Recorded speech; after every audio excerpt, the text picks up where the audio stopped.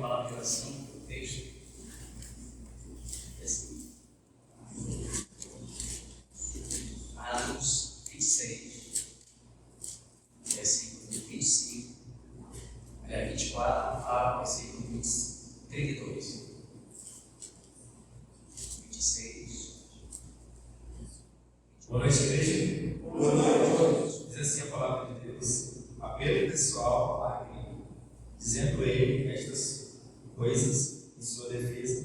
Festo o interrompeu em alta voz: estás louco?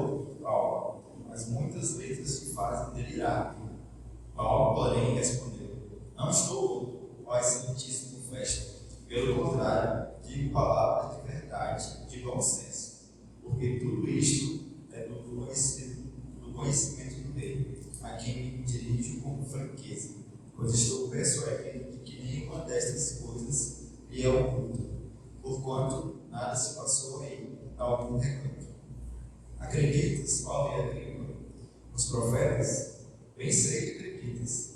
Então, Agripa se dirigiu a Paulo e disse: por pouco me persuades a me fazer cristão. Paulo respondeu: assim Deus permitisse que, por pouco ou por muito, não apenas tu, ó rei, porém todos os que hoje me ouvem, se tornassem tais qual eu sou, exceto estas cadeias. A essa altura levantou-se o rei, também o governador e Berenice, bem como os que estavam sentados com eles, e, havendo se retirado, falavam uns com os outros, dizendo: este homem nada tem feito, passivo de morte ou de prisão. Então Agripa se dirigiu a Festo e disse: este homem bem podia ser solto se não tivesse apelado para César.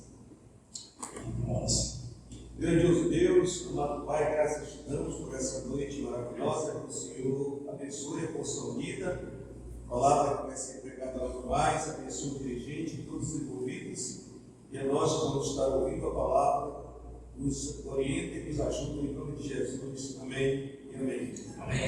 Obrigado, irmãos. Poder sentar-nos. Muito bem, que logo mais vamos entender do que se trata aqui hoje.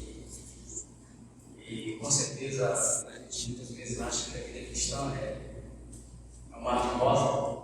Alguns acham que sim, mas quando você começa a ler a palavra de Deus, você entende que não é assim.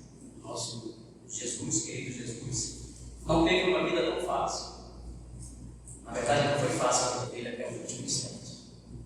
Então, ele nos ensinou como vencer os problemas, os percalços do dia a dia. Não somos nada e nem podemos resolver nada da nossa própria vontade. Se o Pai não estiver conosco, então hoje a gente vai aprender um pouco mais sobre o apóstolo Paulo, com certeza. A palavra vai estar nos nossos corações. Vamos ainda agora abrir o navegador cristão mais uma vez para o 434, onde os obreiros, nosso nome, mais uma vez, nos ajudar.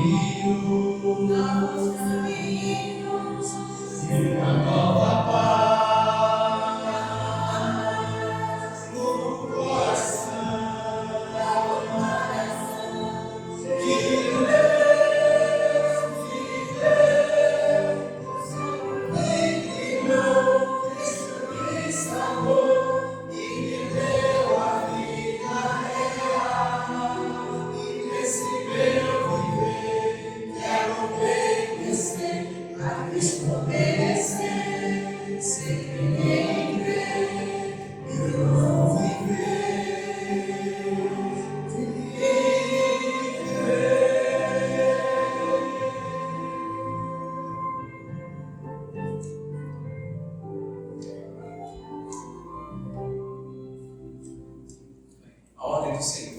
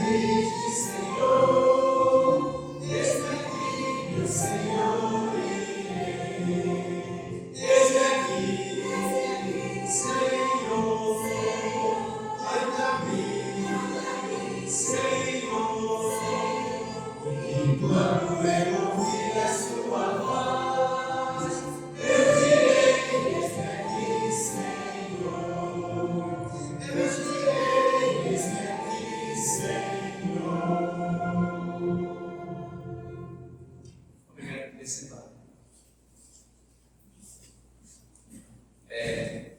A gente está prometendo aqui para Deus nesse culto, e quando Ele nos chamar, nós diremos a Ele que Senhor. E é uma interrogação que não quer calar. Cada minuto, a cada hora, nós somos desafiados, somos encorajados muitas vezes. E muitas vezes até nós até fraquejamos, por sermos às vezes envolvidos pelas emoções do dia a dia, da vida que levamos. Muitas vezes deixamos de confiar nesse Deus, que pode todas as coisas. São minutos,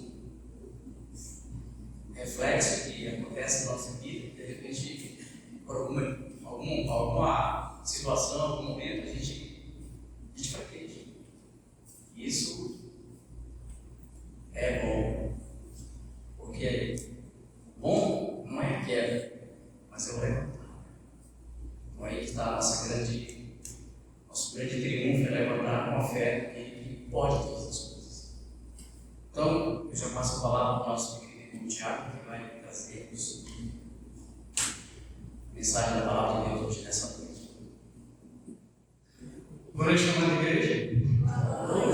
Mais uma vez, sempre é um privilégio estar nesse culto de alguma forma. E alguns irmãos não estiveram, e um dos dois últimos cultos de missões atrás, o pastor também me deu esse culto para falar um pouco sobre missões. Eu trouxe um pouco da vida do apóstolo Paulo, não lembro de alguns irmãos que estavam aqui, mas hoje nós vamos para um outro lado, continua sendo sobre o foco de missões, mas é algo que a gente pode visualizar de umas formas diferentes. Antes de tudo, lembre-se que é sempre claro que é uma honra e um privilégio estar aqui diante dos irmãos, porque é a igreja que eu amo, a igreja que eu faço parte durante toda a minha vida, então é uma responsabilidade que pesa muito aos ombros estar aqui, mas o pastor me passou esse bastão, tive acho que menos de uma semana, mas o Senhor tem sido misericordioso para esse servo, que sempre necessita das orações dos irmãos para continuar evoluindo na caminhada cristã. Vamos falar um pouco nesta noite em cima desse contexto, além do relógio, o Deus que habita a eternidade. Hoje eu quero convidá-los para desfrutarmos um pouco e entrarmos além das fronteiras da física. Eu quero convidar você para entrarmos juntos hoje nos corredores do tempo e do espaço. Irmãos, nós já percebemos que o tempo ele está cansado. Parece que não anda mais como antes. Os dias parecem sempre curtos demais, as noites longas demais, e nós sempre cansados. Vivemos correndo, vivemos atrasados. Corremos não apenas para o trabalho, mas nós corremos da dor, corremos da culpa, corremos até mesmo da eternidade. E eu acredito que o tempo, de acordo com o que nós vamos ver hoje, é uma criatura. E como toda criatura, um dia morre. O tempo, como nós o percebemos hoje, já não será mais necessário na eternidade.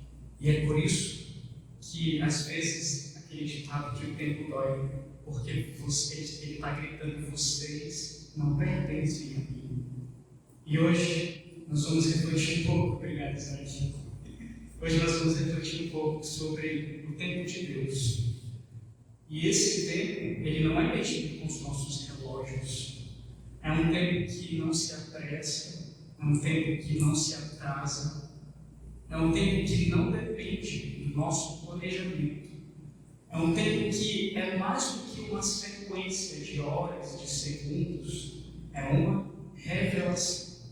E é uma revelação do próprio caráter, da própria glória de Deus para a humanidade e tudo o que nela há. No nosso peito, de fato, bate esse relógio. Ou melhor, bate no coração que acredita no relógio. Mas no relógio de Deus não tem contexto. Não há um antes, não há um depois. Há apenas uma única coisa. Eu sou. Você sabe, no Velho Testamento, Deus se revela para Moisés através de uma sarça ardente. Moisés, estando lá no meio do deserto, cuidando do rebanho do seu sogro, ele observa de longe uma sarça que não se consumia. Ele se aproxima dessa sarça. A partir daí, começa a existir um diálogo relacional entre o Deus revelado na sarça para Moisés. O ápice desse diálogo é: e disse Deus a Moisés, eu sou o que sou.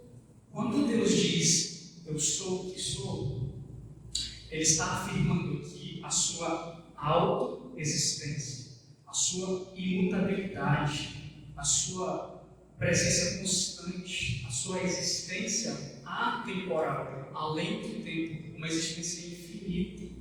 Nós vamos nos aprofundar mais na frente, um pouco na linhagem da física moderna. Nós conseguimos ver que a física é uma dimensão dentro do tecido do universo, que se chama espaço-tempo. Deus, quando se declara eu sou, Ele está afirmando que eu estou fora do tempo linear.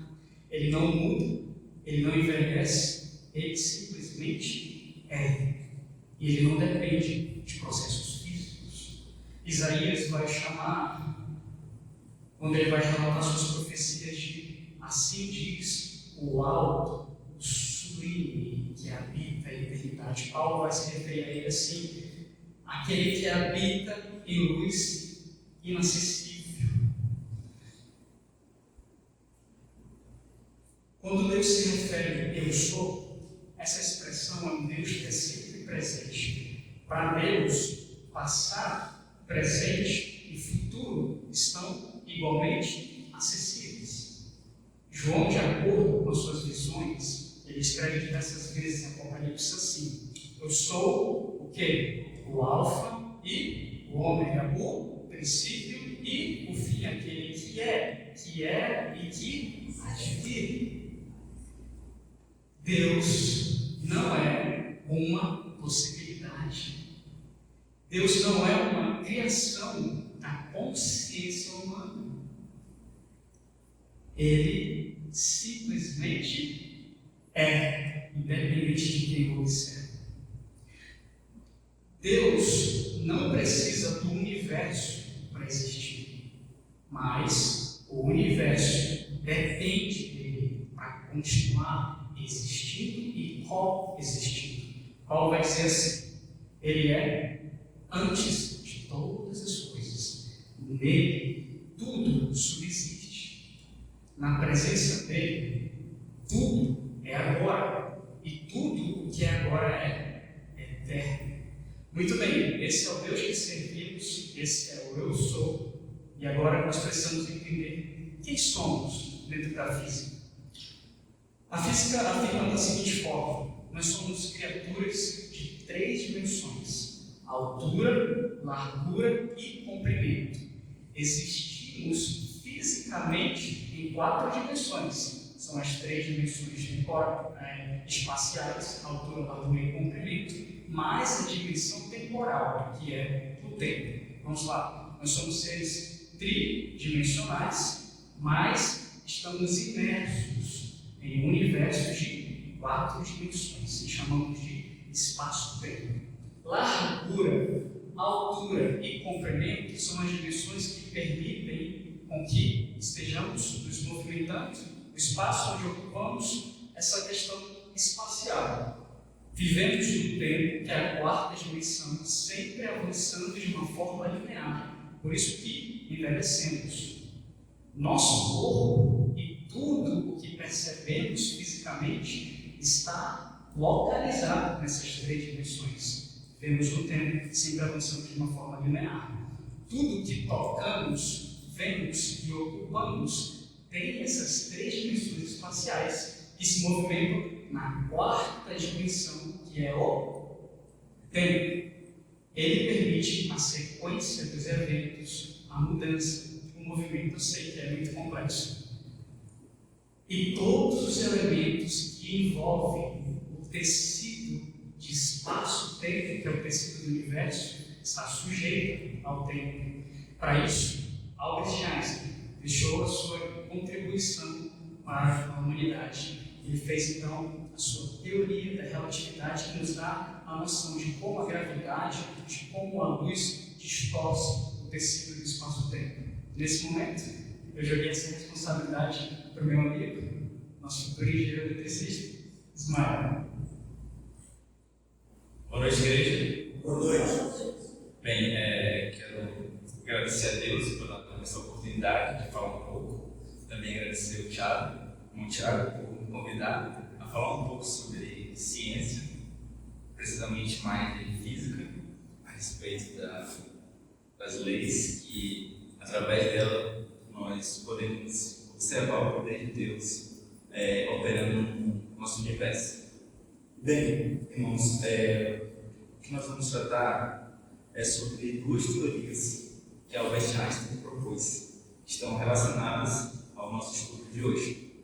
Bem, o modo que eu explicarei as 2 teorias são baseadas em 2 histórias, para a finalidade de os irmãos entenderem que aparentemente parece algo complexo de se entender, física, né? Você às vezes não gosta de falar disso, né? E é algo incompreensível, mas eu tive essa ideia de contar 2 histórias bem simples, infantis, que eu espero que os irmãos entendam. E se os irmãos tiverem alguma dúvida, vocês podem falar comigo depois do culto, se algo não ficou entendido. Bem, a primeira é entendendo a teoria da relatividade geral e restrita. A primeira é entendendo a teoria da relatividade restrita. A aventura do Léo no espaço. Essa é a conta da nossa história. E ela começa assim. O Léo é um garoto muito curioso. Um dia, ele ganhou uma nave espacial super potente, que pode voar quase na velocidade da luz. O tempo que ficou maluco. Léo decide visitar uma estrela muito distante. Quando ele liga a nave, a velocidade chega a quase 300 mil quilômetros por segundo. Mas aí acontece uma coisa estranha. O relógio da nave ele começa a andar mais devagar comparado ao relógio da sua irmã, Ana, que ficou aqui na Terra. Dentro da nave, Léo sente tudo normal, não há nada diferente. O tempo está passando normalmente para ele. Mas quando ele volta para casa, descobre que quando ele ficou só 2 anos viajando pelo espaço, na Terra passaram-se 50 anos. Isso acontece porque quanto mais rápido você vai, mais devagar o tempo passa para você. E não é só o tempo. A nave dele começa a encolher, a se comprimir. Isso como a Ana se estivesse olhando a nave daqui da Terra. Mas para ele está tudo normal. E a nave fica cada vez mais pesada, conforme chega perto da velocidade da luz. Antes de explicar a história, irmãos, eu vou explicar os 2 teoremas, os 2 postulados que Einstein propôs no princípio da relatividade restrita. O princípio da relatividade, o primeiro postulado, diz que as leis da física são as mesmas para todos os observadores que estão em movimento retilíneo uniforme entre si. Bem, parece um pouco complicado de entender, mas isso quer dizer que se você está parado, se você está andando em linha reta, em movimento constante, as leis da física vão ser sempre aplicadas da mesma forma. Esse é o primeiro postulado. O segundo postulado, ele diz que a constância da velocidade da luz. A luz, ela vai ter a velocidade da luz no vácuo, ela tem sempre o mesmo valor, que é 300 mil quilômetros por segundo. Esse sempre vai ser o valor da luz para todos os observadores, independente do movimento da fonte emissora ou do observador. Por exemplo, se você estiver na nave, como o Léo, você apontar um raio laser, você vai ter a luz a 300 mil quilômetros por segundo. Então ela não vai mudar. O mesmo acontece aqui na Terra. Tá. Feito explicado os 2 postulados da velocidade da luz e das leis da física que permanecem a mesma, explicando o porquê que o tempo fica mais devagar.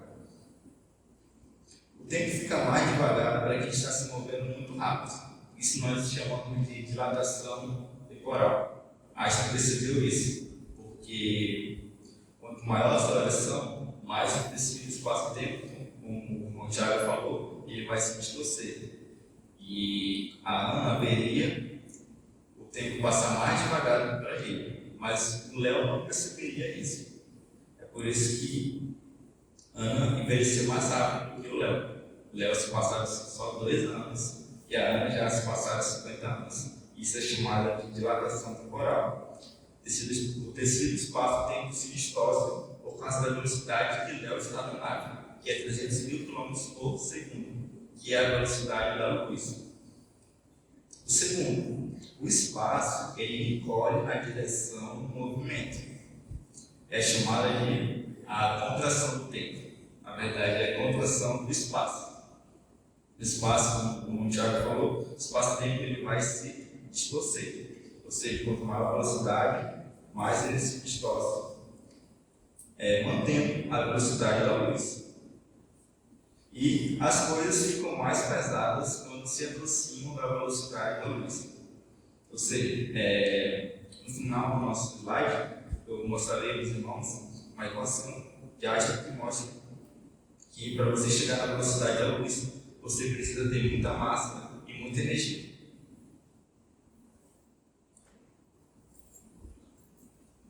A segunda parte é a relatividade geral, o espaço que se dobra.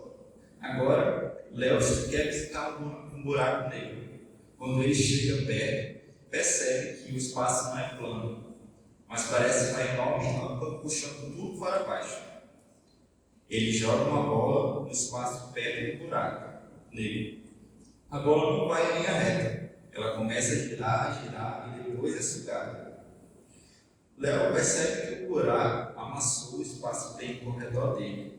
E mais, o tempo perto do buraco negro ficou muito mais lento. Se ele ficasse lá por 1 hora, poderiam passar milhares de anos para quem ficou por longe. Aí eu quero trazer essa imagem. Aqui seria o tecido, a deformação na teoria da luz, mas tudo bem. Pelas imagens que não estão vendo, é a deformação do tecido espaço-tempo. Pela imagem, os irmãos estão vendo a Lua, a Terra e o Sol. Cada um deles tem valor de massa diferente. A Lua tem uma massa menor, a Terra tem uma massa maior e o Sol uma massa muito maior. Ou seja, quanto maior a massa, maior a energia. É como se a massa fosse uma grande quantidade de energia acumulada dentro do corpo. Ou seja, o Sol, como tem bastante massa, ele vai deformar o espaço-tempo, causando assim o que nós chamamos de gravidade. A gravidade não é uma força que apenas cai no chão e é só isso, uma força que cai. Não, mas ela é uma deformação do espaço-tempo causado pelo Sol. Isso acontece também na imagem que nós mostramos do Léo.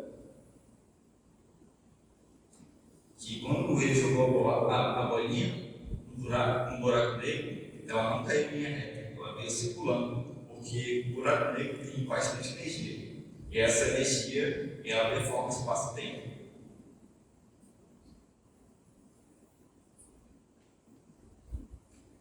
Bem, essa questão essa fórmula é a fórmula da equivalência massa-energia, também proposto por Einstein. Ela disse que a energia é igual a massa vezes a velocidade da luz ao quadrado. Quer dizer que se você quer chegar próximo da velocidade da luz, você tem que ter uma energia muito grande, quer dizer, energia infinita, para você ter uma massa infinita para chegar na velocidade da luz. Porque quando você aumenta a massa, você aumenta a sua energia. Isso, nós podemos perceber que todas as coisas, elas se adequam à luz. Então, irmão, o resumo é de que desse pequeno estudo aqui é que o espaço e o tempo, eles não são fixos. Eles se juntam, eles saem juntos para que a velocidade da luz ela seja sempre a mesma, que é 300 mil quilômetros por segundo. Concluindo, os princípios da física, elas se adequam para que a luz seja sempre a mesma, independente do referencial. Ou seja, nós nunca vamos chegar na velocidade da luz, porque nosso corpo ele é feito de massa. E não tem como, a não ser que você tenha energia infinita, massa infinita. Isso não tem como num corpo físico. E se, por exemplo, se no caso nós chegássemos na velocidade da luz, nós teríamos que não teríamos tempo, na verdade. Não existiria tempo. Ou seja, não existiria passado, nem presente, nem futuro. Isso nos faz questionar que a luz é a própria eternidade. Uma eternidade com o Senhor Deus. Que a partir do momento que nós salvamos, nós nos entregamos nossa vida para com Cristo, Ele passa a morar em nossos corações eternamente. E um dia também nós viveremos a eternidade com Ele, que é o céu. Então, o que eu entendi desse estudo aqui o Senhor é a verdadeira eternidade, a verdadeira luz. E eu espero que os irmãos tenham entendido um pouco desses dois teoremas, dessas duas leis foram faladas aqui. Obrigado. Obrigado, Mael. Então, nós chegamos a tempo, espaço e eternidade. Pedi para o pessoal para trocar um slide. Então, nós começamos falando da diferença do nosso tempo, da percepção do nosso tempo, da percepção do tempo de Deus. Chegamos até ao eu sou, ao Deus. Chegamos agora na compreensão de quem somos e também sobre a compreensão do tempo e como o tempo influencia na questão do tecido do universo. E agora, enfim, chegamos a tempo, espaço e eternidade. Passaram os 20 minutos e agora nós vamos desgastar os próximos minutos nessas verdades. Muito bem, você aprendeu agora e relembrou que Einstein demonstrou que o tempo não é absoluto, ele é relativo ao observador e à velocidade que seu observador se move. Einstein demonstrou na teoria da relatividade assim: dois observadores movendo-se em velocidades diferentes perceberão o tempo de uma forma diferente, de uma forma distinta. Isso se chama de dilatação do tempo. Imagine o piloto de Fórmula 1 dentro do seu carro a 300 km por hora. Dentro do carro, ele sente que está em repouso, mas quando ele observa para os muros, os objetos à sua volta, eles parecem esticados, alongados, chegam a perder suas formas, passando mais rápido no tempo. Isso nos dá a sensação de que o mundo fora do carro está comprimido, está dilatando, passando mais rápido no tempo. Isso é prova de que o tempo não é absoluto, ele é relativo ao observador. Observe o carro em relação aos muros, como o tempo é relativo em relação à velocidade do observador.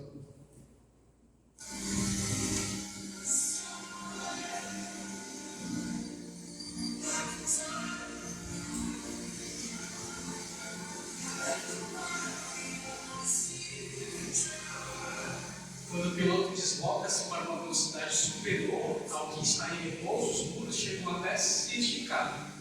Esse vídeo é real.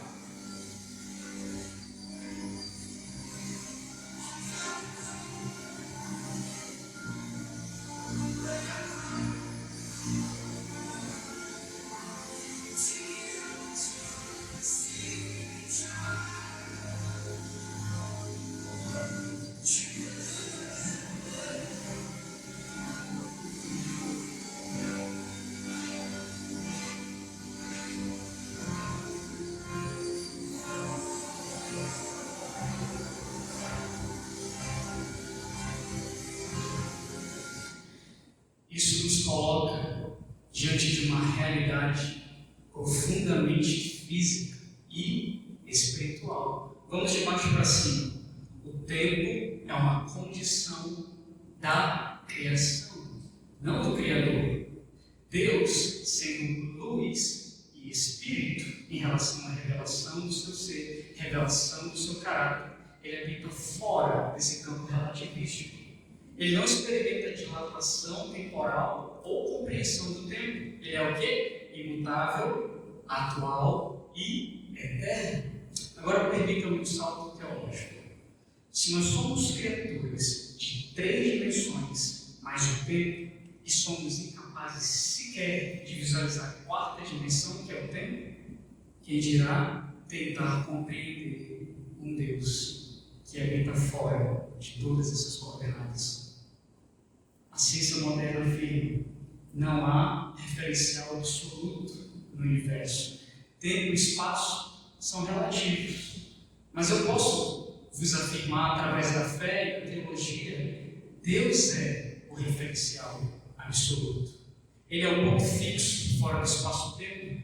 Ele não se move porque nele não há variação. E aqui eu não me refiro só à onipresença. A onipresença é a expressão da sua glória. Me refiro a esse ponto fixo fora do espaço-tempo, porque ele sempre esteve ali. Ele não se apressa, ele não muda, ele não envelhece. Ele simplesmente é.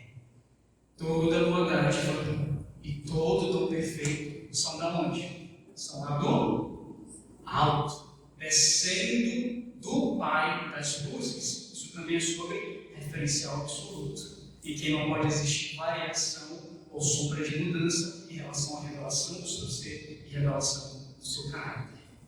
Você acaba de observar no teoria da relatividade que a luz dobra o tempo. Logo, a presença de Deus o elimina. Você também observou que a gravidade extrema distorce o tecido do espaço-tempo. Logo, a glória de Deus o dissolve. E é por isso que quando João é arrebatado no Espírito e vê o trono, ele não vê o futuro, ele vê o eterno, ele vê o Cordeiro como havendo sido morto, mas em pé, ele vê o que foi e o que ainda será sendo agora. Observe Apocalipse 4, verso 2, se você quiser abrir, mas eu posso citar. João diz: e logo fui arrebatado no Espírito, e eis que um trono estava posto no céu, e um assentado sobre o trono. Depois, no capítulo 5, verso 6, do mesmo Apocalipse, e olhei, e eis que estava no meio do trono, e dos 4 animais viventes, e entre os anciões um cordeiro, como havendo sido morto. No céu não há futuro, no céu não há passado, há um eterno presente na presença. Mas, no entanto, como humanidade, estamos acelerados demais para perceber tudo isso. O nosso espírito é agitado, as nossas decisões aceleradas, somos criaturas da mesma forma como o tempo é, tentando entender, tentando encontrar sentido em um mundo que perdeu o relógio de Deus, tornando-nos cansados e sobrecarregados. A Bíblia afirma de forma clara e contundente, através do profeta Isaías: assim diz o alto e sublime que habita a eternidade. O que isso significa? Isso significa que Deus não está contido no tempo. Ele é anterior ao tempo, criador do tempo, governador do tempo. Quando você lê Gênesis, no princípio criou Deus, o princípio aqui é o início do tempo. É o marco zero da existência física.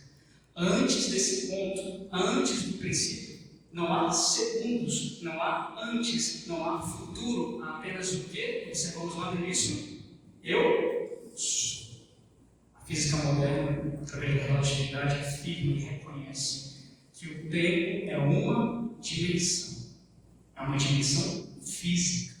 Isso nos aproxima da revelação das Escrituras, que diz que o tempo não faz parte da natureza de Deus. O tempo faz parte da estrutura criada por Ele. É da mesma forma que Ele criou o espaço, Ele também criou o tempo. É da mesma forma como um arquiteto que projeta uma maquete tridimensional e observa de fora, e observa como um todo. Deus não está contido no tempo como nós. Ele vê a linha temporal de uma só vez, por inteira. Nós temos acesso limitado na nossa linha do tempo. A nossa contemplação do tempo é assim: caminhamos pelo tempo como caminhar por essa corda de passado, presente e futuro. Se caminharmos do presente onde estamos para o futuro, quando chegarmos nele, ele se torna presente, e o futuro que almejávamos torna-se passado. Essa é a restrita compreensão do tempo que nós temos. É como essa reta, esse caminho linear.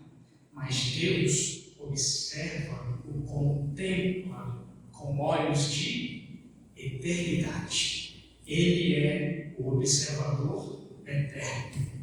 Eu trouxe aqui um lindo bordado da minha mãe. Do lado avesso, a nós, a fios soltos, a confusão. Isso é o que o homem vê. Do lado certo, há uma imagem, a beleza, a ordem. Isso é o que Deus vê. Do lado errado, do lado de onde estamos, se o tempo é como um tecido, observe como esse tecido. Do lado onde estamos, contemplamos apenas o ponto onde estamos. Deus, com olhos de eternidade, contempla de uma só vez. Ele vê a linha como por inteira. E dessa forma, nós podemos compreender os 2 versículos. 1000 anos aos teus olhos são como um dia de ontem que passou. Para o Senhor, um dia é como 1000 anos. e 1000 anos como um dia. Esses 2 versículos não são apenas expressões bíblicas, não é apenas poesia, são cosmologia teológica. Eles estão nos dizendo assim, que Deus não experimenta o tempo como nós. Ele está para além da dilatação temporal, para além de uma sequência cronológica. Isso é física pura, é distorção do tempo e do espaço. A cruz revela a plenitude do tempo. Se você quiser acompanhar Apocalipse 13, verso 8, parte B, uma das visões de João em Apocalipse, o cordeiro que foi morto desde onde? Desde o futuro, desde o presente, depois que ele criou o jardim, depois que ele tirou o povo da terra e levou até a terra prometida, depois que ele livrou o seu povo do Egito.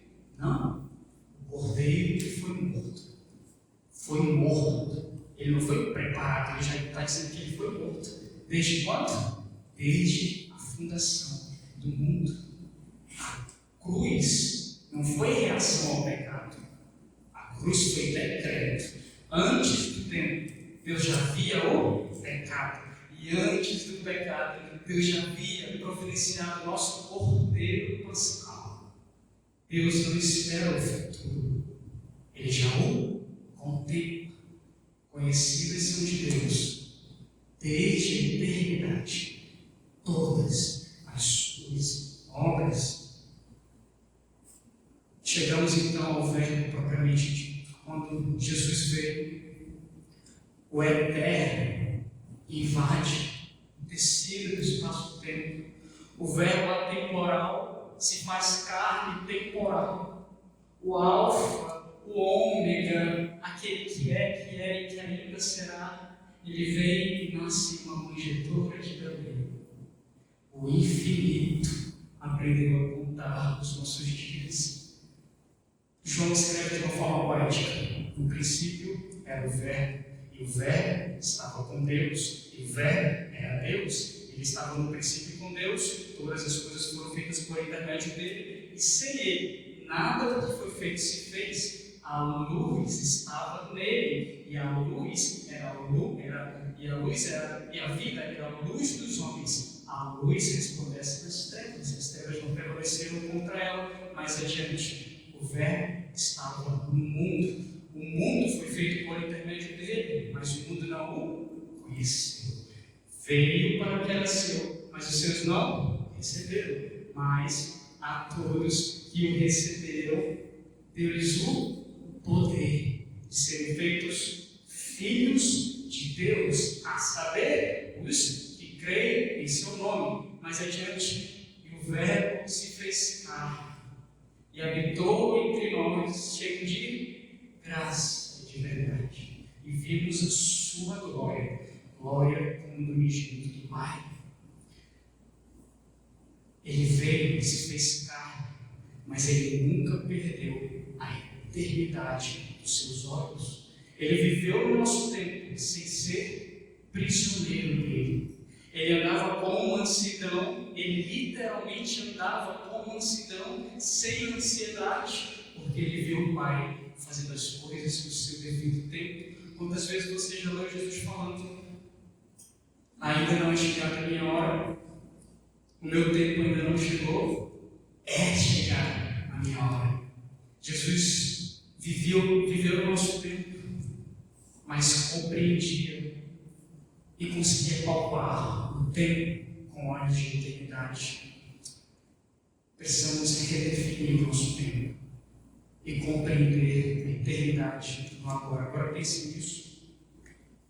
Se Deus observa o tempo de uma forma diferente, devemos vê-lo de uma forma diferente. Se Deus consegue enxergar a eternidade através do tempo, precisamos viver o tempo com olhos de eternidade. Observe, tudo fez formoso em seu tempo, também pôs o eterno no coração do homem. Esse é o grande conflito do cristão. Fomos lapidados, moldados para a eternidade, mas vivemos presos na pressão do nosso calendário. Mas quando buscamos a Deus de uma forma relacional, Ele nos ensina a andar no tempo com sabedoria, ensina-nos a contar os nossos dias de tal maneira que alcancemos corações sábios. Meu querido irmão, meu querido amigo, Jesus não disse que a eternidade virá. Ele disse, ou melhor, ele não disse que a vida eterna virá. Ele disse que a vida eterna é esta, que te conheço a ti. A eternidade não é apenas uma recompensa futura. A eternidade é um estado de comunhão presente. Olhe rapidamente para a vida de Paulo, que ele mais disse: para mim viver é Cristo. Cristo é eterno, logo vivo por eternidade. Paulo também dizia: sou prisioneiro do tempo, sou prisioneiro de Cristo, sou prisioneiro da eternidade. Isso é palpar a eternidade do seu viver. Isso é palpar a eternidade através do seu relacionamento íntimo, pessoal com Ele, com o Senhorio da eternidade. Quanto mais conhecemos a Deus, menos o tempo nos consome. Quanto mais nos relacionamos com Ele, mais a eternidade toca os nossos segundos. É como na física, na presença dele, o tempo se curva. Da mesma forma como a gravidade distorce o princípio do tempo e do espaço, a luz e a glória de Deus distorce o princípio da sua alma, da minha alma. E é por isso que momentos na presença dele parecem eternos. É por isso que um dia de relacionamento íntimo, pessoal com ele, vale mais do que 1000 dias fora dele. Chegamos ao Criador do tempo, estamos cansados. Vamos observar na íntegra Isaías 57:15.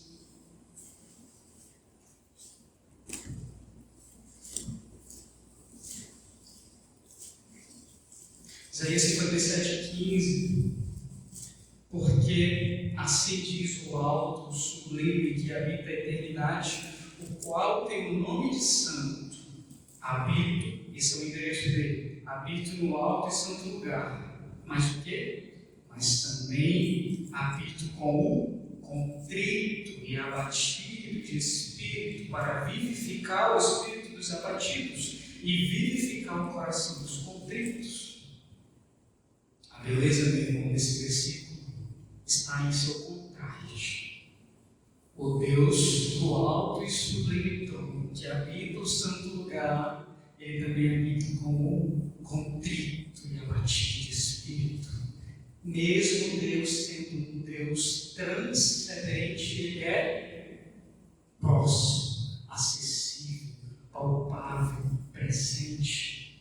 Lembre-se de sua eternidade, assim, rasgando o tecido do espaço-tempo para se relacionar com o homem. Mas nós precisamos compreender a ira de Deus de uma forma correta. Eu entendo porque muitos irmãos, amigos, têm certos medos e receios de se relacionar com Deus de uma forma íntima, pessoal e sem filtros. Porque, infelizmente, muitos dos nossos pregadores, seja do movimento ou não, abordam sobre a ira de Deus de uma forma abusivamente condenatória. Vamos ver rapidamente como ela deve ser compreendida em João 5:24.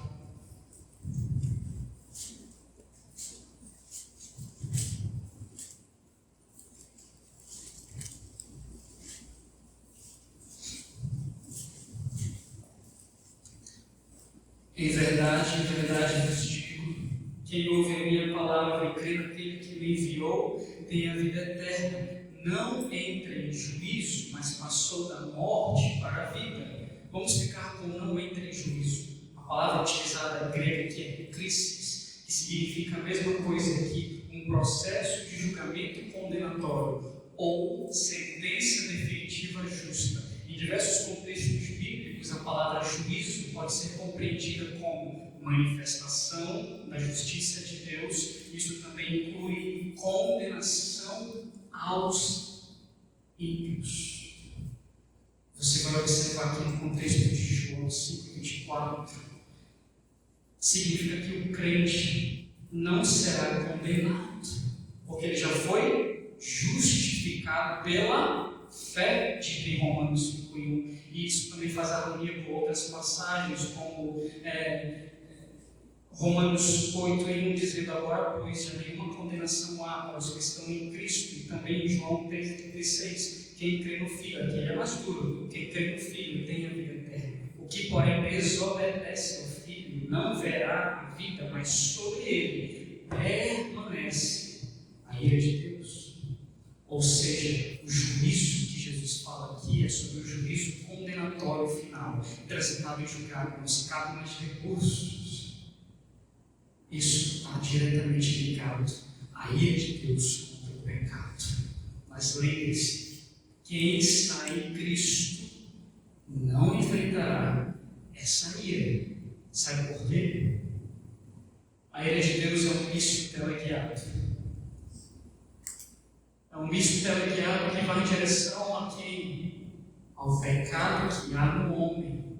O homem lá na frente. Deus ativa o míssil teleguiado e antes dele chegar no homem, o que é providenciado? Um cordeiro. Quando esse míssil alcança, tem um véu. O míssil destrói o cordeiro, moe. Ele foi moído por causa das nossas transgressões. E o castigo que nos traz a paz estava sobre ele. Por conta das suas pisaduras, fomos sarados. Você sabe aquele cálice que Jesus disse diversas vezes no Getsemane: Senhor, se possível, afasta de mim, mas se não for, tomarei até a última gota. Esse cálice é a ira de Deus.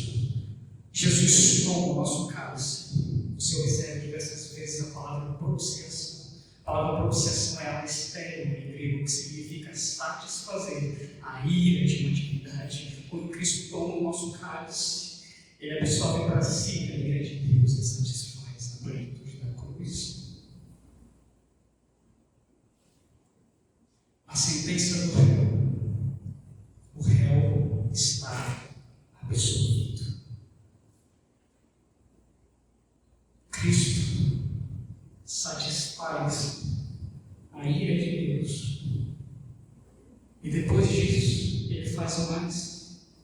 Ele faz um convite.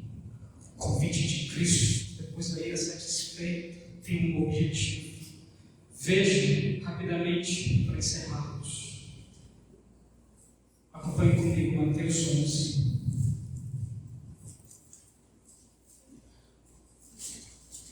Versos 28 ao 30.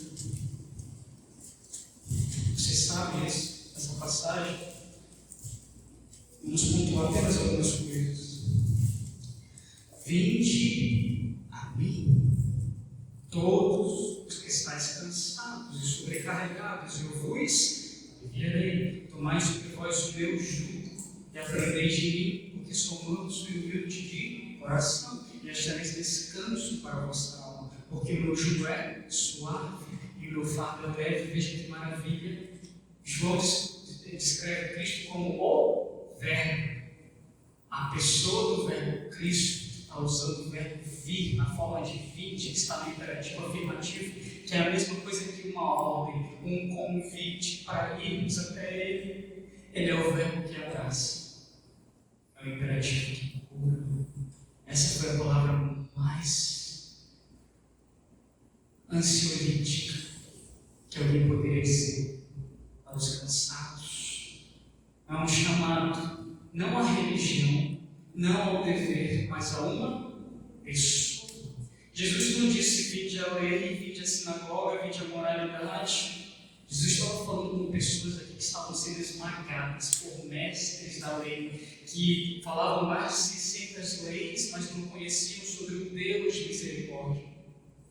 Jesus então convida, ele diz: vinde a mim, porque o descanso da alma não é um lugar, é uma presença, e é a presença da pessoa do Verbo, que é Cristo Redentor.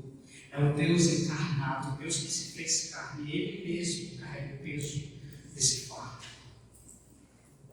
E a vida eterna é essa, que te conheçam a ti só, por único Deus verdadeiro, é Jesus Cristo a quem enviaste. A vida eterna aqui, como eu disse no início, não é apenas uma duração infinita, é relacionamento contínuo e agora com Deus.